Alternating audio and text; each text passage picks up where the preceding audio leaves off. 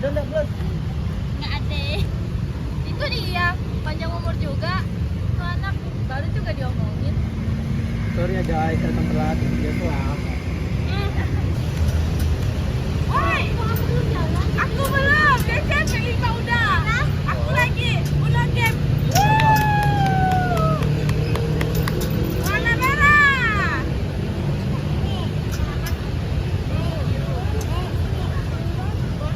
Boleh. Biasanya besok kita ada jadwal konseling loh. Hah? Emang ada konseling apaan? Yang tentang kesehatan reproduksi itu loh. Wah, iya. Ada di jadwal. Aku sudah mempersiapkan pertanyaannya. Ya elah, rajin banget. Gue aja baru tahu nih.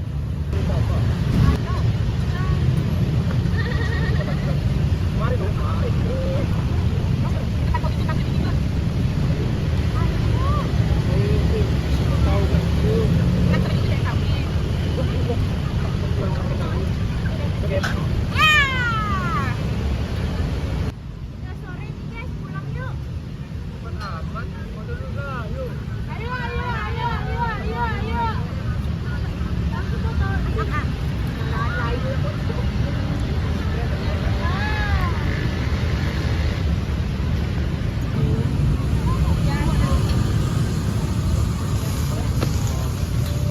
Nampak itu nggak ya?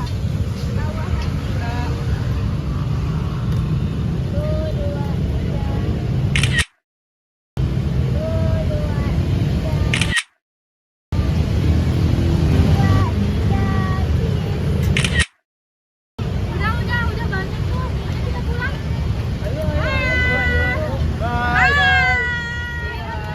Guys. Bye.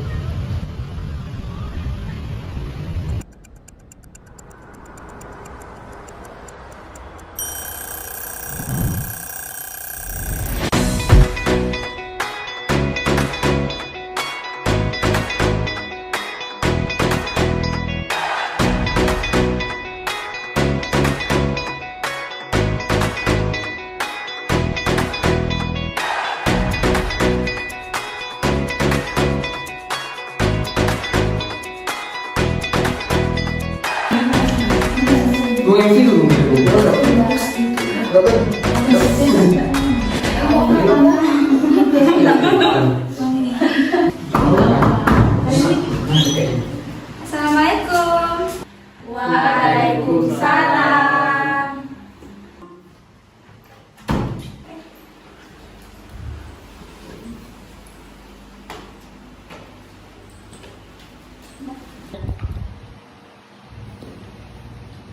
Selamat pagi semuanya.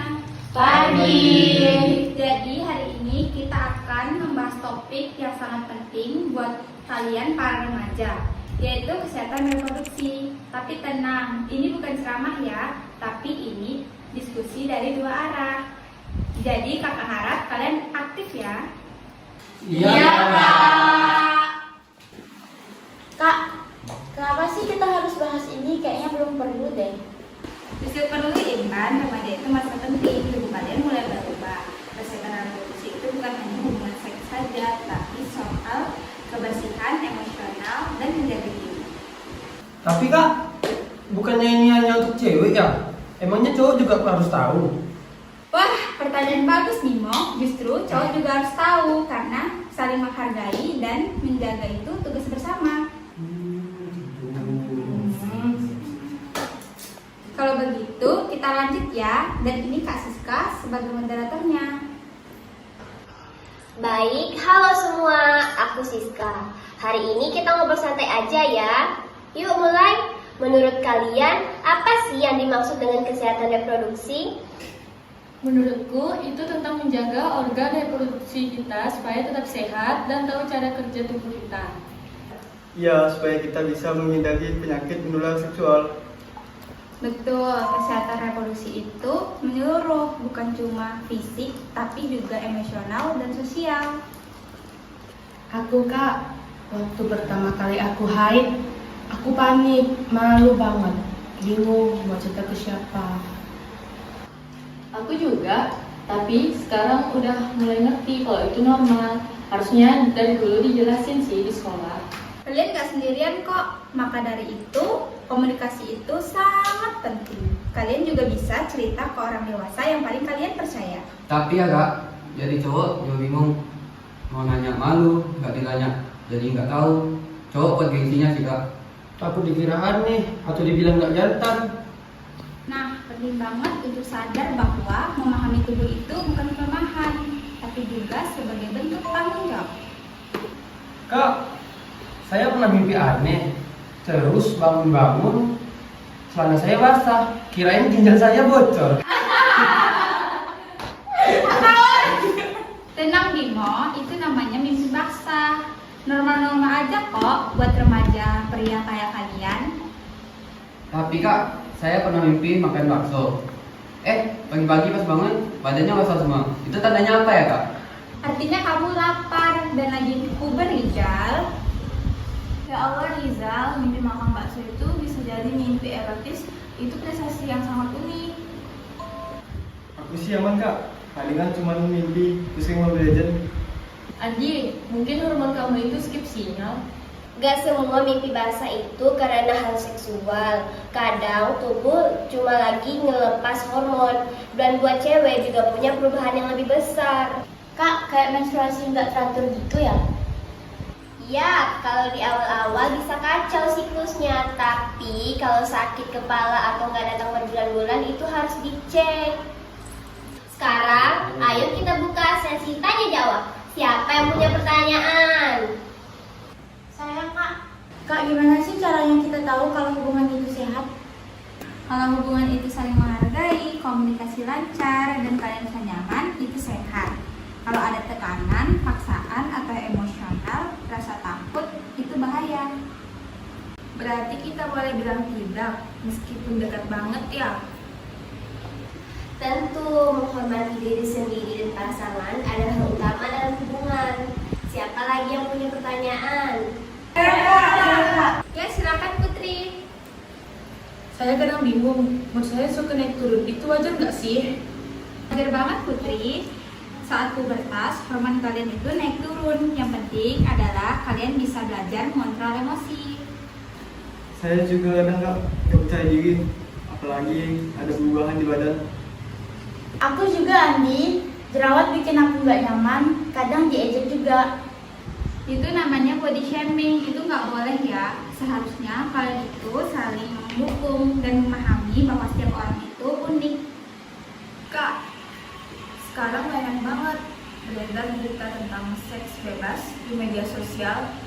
Jadi bagaimana cara kita menyaringnya? Pilih sumber informasi yang terpercaya.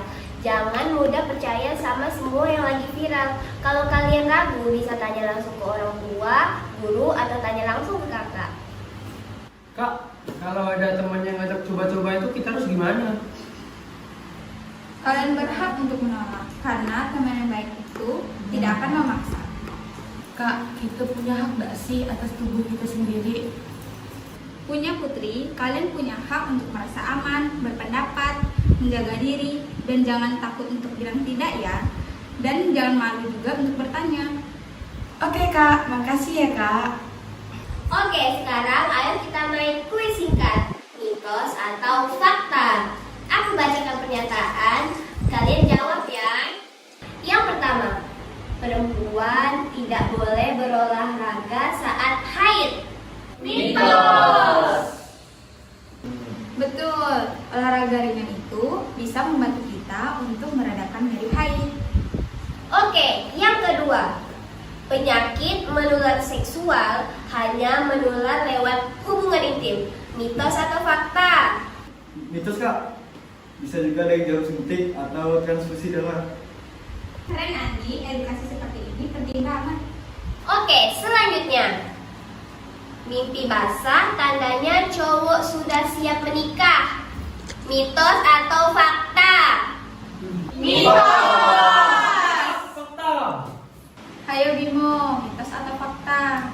Jawabannya adalah mitos Bimo. Mimpi basah itu tanda pubertas, bukan tanda kamu siap untuk kredit rumah. Oh, aku kira mimpi basah itu sama kayak wisuda. Oke, terima kasih atas diskusinya hari ini. Kalian semua keren.